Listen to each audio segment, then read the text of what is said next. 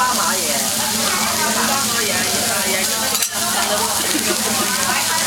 做咩要俾佢人暗殺啊？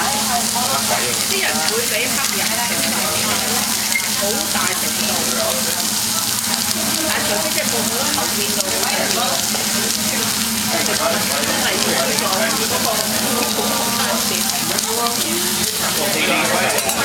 未夠氣頭。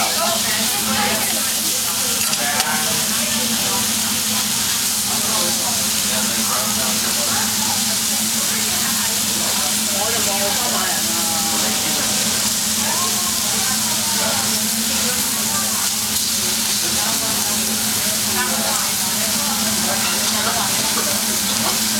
我都唔中意黑人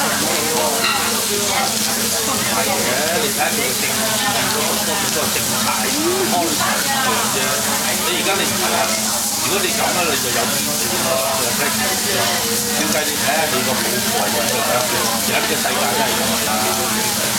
不過你啲白人咧，當然係對佢點都係有啲即係偏見咯，有啲 prejudice 咯。照計唔應該嘅，係咪啊？你乜嘢叫 policy 啫？你而家你美國宣佈個口號立國嗰啲都係咁嘅 policy 嘅喎，呢個唔係 policy 嘅喎。夠氣候咧又係佢嘅政治生涯真係好短嘅。但係佢而家有拜登幫佢嘛，佢一個副手就打幾年嘅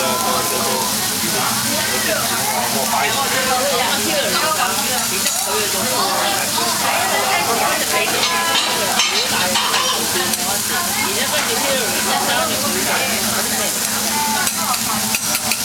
加嚟㗎，轉用啊，轉錢啊，打咗錢。